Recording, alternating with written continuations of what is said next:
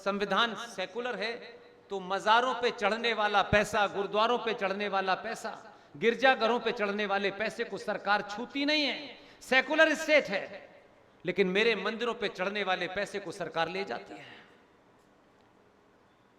तो ये तो दो कमियां हैं। एक तो मंदिर में बैठा हुआ पुजारी, ये उसकी जिम्मेदारी थी या मेरी जिम्मेदारी थी? इसी आपके समाज में ही तो कोई मंदिर का आदमी आप ही के समाज में से होगा ना पुजारी, होगा कि नहीं होगा? उसको तो रोज शाम को पता है कि सरकार का नुमाइंदा आईएएस ऑफिसर आता है और लिखवा के लेके जाता है, कितना चढ़ावा, कितना सोना आया, लिख के चला जाता है और चला। तो ये बात वो बताता ना कि भाई जो तुम यहां आते हो, यहां मां के दर्शन करते हो, भगवान के दर्शन करते हो और ये सोना चढ़ा रहे हो, ये सोना ना मंदिर के काम का है ना मेरे काम का है, सरकार शाम को ले जाएगी और इसी पैसे से सरकार योजनाएं चला रही है। तो सेकुलरिज्म तो उसी दिन समाप्त हो गया जब आपने मेरे मंदिरों का पैसा तो सरकार लेगी और बाकियों के पूजा स्थलों का पैसा सरकार नहीं लेगी। तो उनके पास पूजा का स्थल पे अरबों खरबों रुपया है और आप इस डिमांड को नहीं उठा रहे। मेरा इसमें इतना ही सजेशन है कि अगर ईमानदारी से पूरे देश में 5-6 ईमानदार लोग, चापलूस दलाल नहीं, 5 लोग कोई हो मुझे नहीं पता, आपको ये पैरेलल व्यवस्था खड़ी करनी है पूरे देश में से। और ये नीचे से चलेगी बात तो जाएगी नहीं, सरकार तो किसी दिन अनाउंस कर देगी, फिर 4 चाटुकार उसमें बैठ जाएंगे, फिर आप उनके लिए रोना शुरू कर देंगे। और इस पे होने जा रहा है, मैं इसलिए बता रहा हूं आपको, इसलिए अभी से चिल्लाइए, हो जाएगा फिर चिल्लाएंगे, फिर कोई मतलब नहीं है। ईमानदारी से ब्राह्मण ठाकुर बनिया एक मंच पर खड़े होकर के कहें कि पूरे देश में हमें इन 10 लोगों के ऊपर विश्वास है, इन 10 लोगों की कोई भी कमेटी बनाए, मंदिरों पे चढ़ने वाला सारा पैसा इस कमेटी के अंडर में आएगा और फिर यह कमेटी प्रोफेशनल तरीके से पूरे देश में, जैसे क्या वो बोलते हैं उनको, मेडिकल रिप्रेजेंटेटिव लोग तय करते हैं ना, वो जो अपना सामान बेच, ऐसे लोगों को पर्टिकुलर इलाके दें कि आप उन्नाव में जाएं, आप यहां जाएं, पैसे पे दें, तनख्वाह पे दें और वहां का सर्वे करके, सरकारों के भरोसे मत रहिए, सरकार तो फिर आपको कागज पकड़ा देगी। एक पैरेलल व्यवस्था करिए, उनको तनख्वाह पे रखिए और पूरे देश में बताइए कि फला इलाके के फला जगह पे 500 ब्राह्मणों में से 20 ब्राह्मणों के घर में खाना खाने के लिए पैसा नहीं है। उन गरीब के उनका नाम लिए, सब समाज का करिए और वो रिपोर्ट सेंट्रल बॉडी को भेजिए। जो मंदिरों से चढ़ने वाला पैसा है उस पैसे से ब्राह्मण के बेटे को भी स्कॉलरशिप मिलना चाहिए और दलित के बेटे को भी स्कॉलरशिप मिलना चाहिए। इसके 2 डायमेंशन है। एक तो आपको क्रूड नजर आता है, मेरा उसमें जो छुपा हुआ एजेंडा है जो मैं आपके सामने सार्वजनिक कर रहा हूं, ये जो वैष्णो देवी आप जाते हैं, वैष्णो देवी का ये जितना आरटीआई से निकाला है वो बता रहा हूं, वैष्णो देवी में एक साल में 530 करोड़ रुपया चढ़ावा आता है। देवस्थानम बोर्ड तमिलनाडु में 1300 करोड़ रुपया साल में आता है। नाथ द्वारा मंदिर राजस्थान में, एक मंदिर की बात करूंगा, नाथ द्वारा मंदिर में साल में 83 करोड़ रुपया आता है। हमारे पास कोई प्रोफेशनल लोग नहीं हैं, हमारे पास कोई पैसा नहीं है, हमारे पास कोई ऐसी चीज़ नहीं है कि हम हर बात को बैठे बैठे कर दें। और क्योंकि हमको पब्लिक में बोलना होता है तो जब तक 10 तरीके से हम उसको चेक नहीं करते, इसलिए बोलते नहीं हैं। तो हमारा जो रफ एस्टीमेट है, जहाँ जहाँ से हमको पूछने से पता चला है, वो उससे ज़्यादा पूरे देश के मंदिरों पर जो शुद्ध रूप से मेरे और आपके संस्कार पूर्वजों ने बनाए हैं, वो किसी सरकार की मेहरबानी से नहीं बने हैं। उन मंदिरों पर 10 लाख करोड़ रुपया सालाना आता है। अगर ये 10 लाख करोड़ रुपया आपके समाज के ईमानदार लोगों को मिला और वो देखें कि किसका बेटा पढ़ना चाहता है, किसकी बेटी की शादी जो है वो रुकी हुई है, कौन दहेज के कारण बेटियों को मार रहा है कि उसकी बेटी को, अगर इस पे भी करें तो जिस दिन भी आपके बेटे बेटी को पता चलेगा कि मैं आईएएस करना चाहता था, मेरे पिता उच्च कोटि के ब्राह्मण थे लेकिन उनके पास पैसा नहीं था कि मैं आईएएस की तैयारी कर सकूं, और जब उसे बनने के बाद पता चलेगा कि बेटा जब तुम्हारे पिताजी तुम्हारी फीस नहीं दे सकते थे तो ये जो मंदिर है इसके चढ़ावे से तुम्हारी फीस गई है। आजीवन वो उस मंदिर के प्रति उतना आस्थावान रहेगा, उसकी सारी भावनाएं मंदिर, तब वो मंदिर पे सवाल नहीं करेगा, तब वो राम का डेट ऑफ बर्थ नहीं मांगेगा। जो लड़ाई लड़ने की वर्तमान स्थिति यह है, मुझे जहां तक खबर मिली है कमेटी बना दी है, और जब बन गई है तो किसी ना किसी दिन बैठी जाएगी। ऐसे ही ये सेकुलरिज्म का फ्रॉड है, सत्ता में चला रखा है संविधान में, इसको भी इसी तरह जाएगा। मैं सिर्फ बार बार आपसे कुल मिलाकर के एक ही बात कह रहा हूं, आप जल्दी में बहुत है। आपको लगता है कि अगर मैं नहीं बना तो सब बेकार है, 2 ब्राह्मण एमपी नहीं बने तो फिर देखो साहब ब्राह्मणों के साथ बड़ी जाति हो, 2 ठाकुर, अरे भाई किसके साथ जाति हो रही है, किसके साथ नहीं जाति हो रही है, उससे क्या होने वाला है। 4 बन भी जाएंगे तो क्या कर लेंगे? क्या इससे पहले ब्राह्मण पार्लियामेंट में नहीं थे, ठाकुर नहीं थे? क्या कश्मीरी नहीं थे? तो कश्मीरी तो अपने आप को कश्यप ऋषि के वंशज मानते हैं, तो 5-5 कश्मीरी पार्लियामेंट में थे, तो पार्लियामेंट में क्या कर लिया जब कश्यप ऋषि के वंशजों को चौराहे मारा उन्होंने, एक लड़की के साथ 18 लोगों ने रेप किया, चौराहों पे लाशें पड़ी हुई थी कश्मीर में, तो कौन सा ब्राह्मण, कौन सा ठाकुर, कौन सा बनिया गया था वहां? कोई गया था? किसी ने पूछा किस किस के घर लुटे? आपने यहां बस हाँ साहब बहुत बुरा हो गया, 1 दिन का 2 मिनट का शो कर लिया, इसका कोई लेना देना नहीं है। सब जगह मारे जा रहे हैं और सब मारे जा रहे हैं। आपको लगता है आप ही की तकलीफ ज्यादा है, आप शोर भी नहीं मचाते, रोते भी नहीं हो आप। अरे कम से कम चिल्लाओ तो यार, दुनिया सुने के देखो इनके साथ ये हो रहा है। आप इसमें एक दूसरे को नीचा कराने के अलावा कुछ नहीं करते हो मेरे भाई। सरकार आ गई, अब सरकार रोज आपके मन की बात करेगी, नहीं होता भाई। 70 साल बाद तो अपने मन की बात कह पा रहा है, आप अपने मन की चाहते हैं। सब चीजें नहीं होती एक तेजी से। इसलिए सूरा नंबर 9 आयत नंबर 5 कुरान मजीद की ये कहती है कि जो तुम्हारे अल्लाह और अल्लाह के रसूल पे विश्वास न लाए उसका कत्ल जस्टिफाई है। करोगे भाईचारा? है? करेंगे भाईचारा? वर्किंग रिलेशन हो सकते हैं, लेकिन वर्किंग रिलेशन को आप इमोशनल रिलेशन मान रहे हैं, ये गलती है आपकी। मुगलों ने किस किस को उठा के ले गए, क्या क्या उन्होंने किया, वो कहानी अलग है। बताइए, अपने दिल पे हाथ रखें। मैं फिर वही कह रहा हूं, ये तथाकथित संगठनों में आप अगर हैं तो आप सिर्फ अंगूठा टेक हैं।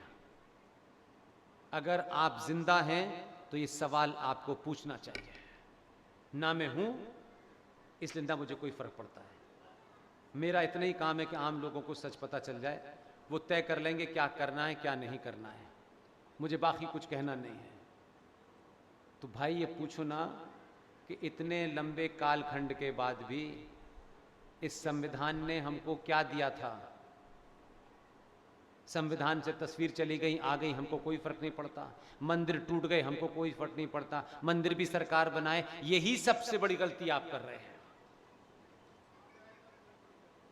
मंदिर चलाने का सरकार का काम नहीं है, बनाना समाज को चाहिए था, ताकि उसमें समाज जुड़ता, लगते कि इसमें मेरी ईंट मेरे बाप ने भी लगाई थी, मेरे दादा ने भी लगाई थी।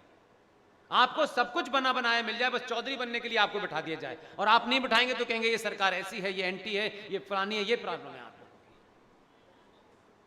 इसलिए भारत के संविधान में पिछले 70 सालों में समय समय पे जो अमेंडमेंट किए गए, मैं उन नेताजी से, इसीलिए तो मेरा गुस्सा है नेताजी पे, यहां तक का तिलक, गंठी बांधे हुए, ओहो लगता है चलता फिरता सनातन है। ये इनकी जिम्मेदारी थी कि आप समाज में आते और कहते कि संसद के अंदर ये पाप हुआ है, लेकिन इनको नहीं बताना भाई, क्योंकि आप इनका गलेवान पकड़ लोगे कि भाई तुमने क्यों नहीं करा था, फिर कुछ बोले थे तुम नहीं, कि तुम चुपचाप उठ के आ गए थे।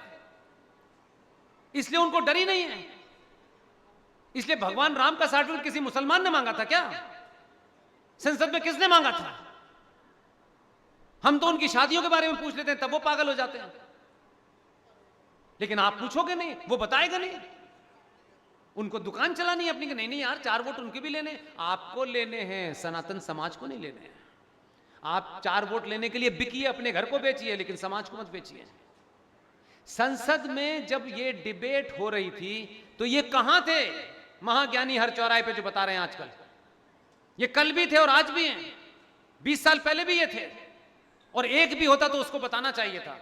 उससे बहुमत न बहुमत का कोई लेना देना नहीं है। संसद में जब संविधान के अंदर समय समय पर अमेंडमेंट संशोधन हो रहे थे, तो किसी ने आपको ये बताया कि पिछले 70 सालों में संसद के अंदर संविधान में इतने संशोधन किए गए हैं कि as per the constitution of India Hindus are 8th class citizen. लेकिन ये क्यों बोलना है, ये क्यों सुनना है? हम 8th हो जाएं, 11वें हो जाएं, हमें कोई मतलब नहीं है। और दिन भर चिंता है आपको।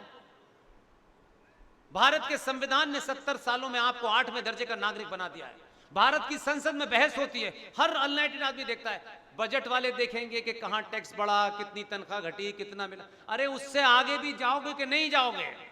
संसद की अंदर बहस हुई है और अभी हुई है, कुछ दिन पहले हुई है मेरे भाई। आपको पता ही नहीं है कि उस बहस को सुने तो हम कुछ जाने तब कुछ बताएं, या तो जानने का मन नहीं है, या हिंदू होने का दिखावा ढोंग करना है, संगठन का दिखावे का ढोंग करना है। हम गड्ढा खोद रहे हैं, हम पेड़ लगा रहे हैं, हम छत पे चढ़ रहे हैं। यार, जिस देश के अंदर बहन बेटी घर से निकलने के बाद शाम को वापस आ जाती हो और लोग कहते हो भगवान सब ठीक है, उस देश में पेड़ लगाने का फायदा है या बेटी बचाने का फायदा है? अपनी एनर्जी को कहीं लगा दो, यहां बिजी कर दो फालतू में। हम गाय बचा रहे हैं, इन चलती फिरती गाय 2 पैर वाली बच नहीं रही है सड़क पे, 4 पैर वाली गाय के ऊपर जान दिए दे रहे हैं। उसका पता नहीं है, कभी निकिता मिल रही है 62 टुकड़ों में, कभी अंकिता मिल रही है 20 टुकड़ों में। उसकी कहानी सुनी, ओहो बहुत बुरा लगा। लेकिन हम गाय बचाने निकले। अरे मेरे भाई, गाय से देश नहीं है, इंसान पहले, उसके बाद में गाय है। इसका मतलब नहीं कि गाय मत बचाइए, मैं कंपैरिजन कर रहा हूं। जितना गाय बचाने की चिंता कर रहे हो, बेटियों को बचाओ। अंदाजा ही नहीं आपको सड़क पर जमीन पे क्या हो रहा है। बस आप रोज आज ये लफ्ज जिहाद हो गया, आज वो लफ्ज जिहाद हो गया, आपने एक टर्म निकाल लिया, बस आप बताते हो 2 लोगों को, सो जाते हो क्यों रहा है? क्यों संस्कारों में पली हुई बेटी, संपन्न परिवार की बेटी, क्यों किसी 3 व्हीलर वाले के साथ जाने पर मजबूर है? इस पे चिंतन नहीं करेगा समाज? इस पे हमें क्यों करना है? हम अपने काम में बिजी हैं, बस हमें ज्ञान बांट देना है, कहीं एक बयान दे देना है हमको। बहुत बुरा हो रहा है, सरकार कुछ नहीं करे। सरकार आपकी बेटियों का तय करेगी, हर जगह जगह खड़े होकर आपकी बेटी कहां जा रही है। आप सारे संस्कारों का दिन भर ढंढोरा पीटते हो, संस्कार क्या दिया अपनी बेटी को? कोई 3 व्हीलर वाले के साथ, कोई रिक्शे वाले के साथ, कोई पंचर जोड़ने वाले के साथ, और फिर कहते हो ये लफ्ज जिहाद हो रहा है। तो आप क्या कर रहे हो यार? शत्रु तो जो कर रहा है वो तो कर रहा है ना, आप क्या कर रहे हो? आप सिर्फ दूसरे को 2 को बता दिया और सरकार को गाली दी और शाम को एक विशेष जल पिया और सो गए। ये थोड़ी नहीं होगा भाई। सब जिम्मेदारी सरकार की, आपकी कोई जिम्मेदारी नहीं है। महंगाई बढ़ गई, सरकार को गिराओ। महंगाई ये हो गई, फलाना हो गया, ढिमाका हो गया। अपनी बोली चौराहे चौराहे लगवा रहे हो, हमको शर्म ही नहीं आ रही कि यार हम किस स्थिति में आ गए, हमें कोई लेना देना ही नहीं किसी बात से। इसलिए सच बोलो। सच बोलने से देर सवेर कोई ना कोई आपकी आवाज सुनेगा। आप झूठ बोलोगे तो नेताजी भी आपको झूठ में रखेंगे। आप चैतन्य हुए हो, आपको थोड़ी बटन दबाने की तमीज आई है, तो सरकार में बैठने वाला, संविधान की शपथ लेने वाला भी तिलक लगाकर मंदिर में लमलेट लेट रहा है। उसको पता है कि मुझे वोट इसलिए नहीं दिया है कि मैं बहुत बड़ा अर्थशास्त्री हूं। पिछले 700-800 सालों में जो आपकी आत्मा अंदर से हर्ट थी, उस हर्ट के ऊपर थोड़ा मरहम लग रहा है।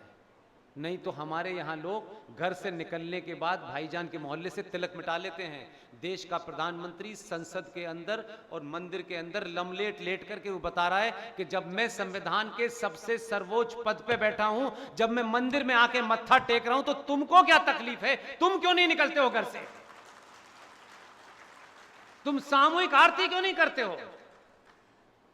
अगर 5 बार वो चिल्ला सकते हैं तो आप एक बार शाम में समय तय कर लें और पूरी ताकत से वंदे मातरम बजाएं। जो जहां है, क्योंकि ये ध्यान रखिएगा, आज की डेट में वंदे मातरम का किसी भी तरीके का अपमान नंबर 2 ने 6 धाराएं ढूंढ के लगाएगा आपके ऊपर। और कोई समय तय करिए, ये समाज का काम है। मैं जानबूझ के इसको बजवाता हूं ताकि ये सेंसिटिविटी कंटिन्यूअस रहे कि कम से कम हम वंदे मातरम पूरा गाएं और जोर से गाएं तो आसपास की बकरियां और बकरियां चुराने वाले भाग जाएं। और रोज करिए। और भारत की संसद में पास हुए काम को कर रहे हैं, हम इलीगल काम नहीं कर रहे हैं, क्योंकि आपको लीगल और होने का बड़ा शौक है कि नहीं यार ये संविधान के तहत नहीं, अब तो कर दिया है। तो 5 वर्ग का कोई एक समय तय करें और पूरे फुल वॉल्यूम में वंदे मातरम लता मंगेशकर ने जो आनंद मठ में गाया है वो सुने। जो भी जहां सुने वो वहीं खड़ा हो जाए। 1 महीने में जो भाईजान का पजामा 1.5 फुट ऊपर है वो नीचे आ जाएगा।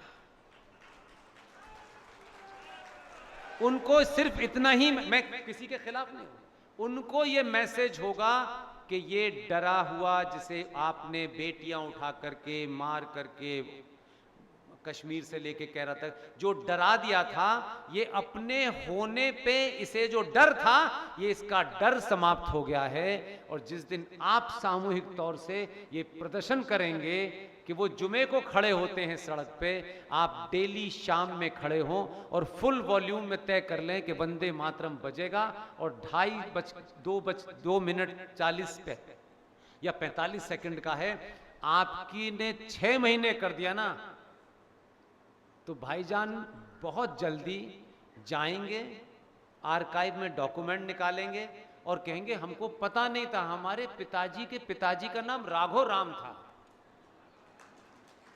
सब निकाल लेंगे कागज, जो उन्हें मिल नहीं रहा है ना कागज, वो सब निकाल लेंगे। और वो हम बहक गए थे, हमको चचा जान मिल गए थे, वो मस्जिद छोड़ आए थे तो हमको पता नहीं था, हमारी नानी का जन्म तो मंदिर में ही हुआ था। और अगले 2 साल में आपसे बड़े हिंदू हो जाएंगे वो। आप हिंदू नहीं है, दूसरे से चाहते हैं हिंदू बन जाए। आप हिंदू होते कब हैं? कुछ फायदे के लिए, कुछ स्वार्थों के लिए। ये वाली पूजा नहीं तो वो वाली नहीं तो वो वाली, ये अधूरी ये कर रहे हैं। आपने तो मजाक बनाया हुआ है। कोई सीरियसनेस है आपकी पूजा में? आपका मजाक उड़ता है। आप उसे भी गीतों की तरह चलो ये भी कर लेते हैं। जो चीजें हैं उसकी पवित्रता को बना के रखिए। आप ही नहीं पवित्रता बना रहे तो दूसरा क्यों करेगा? अगर गाय से इतना प्यार है तो गाय सड़क पे घूम क्यों रही है फिर? आप कहते हैं हमने छोड़ दी, तो उनका हमने पकड़ के उसे काट दिया। आपके पास क्या चारा है? आप सिर्फ पाखंड करेंगे गाय को बचाने का। गाय दूध दे रही है तब तक रखेंगे, हमें फिर छोड़ दिया। भाई साहब ये कृष्ण का जमाना नहीं है तो गाय छोड़ दी जाएंगी। तो आप अपनी तरफ भी तो जरा सा देखें कि हम क्या कर रहे हैं।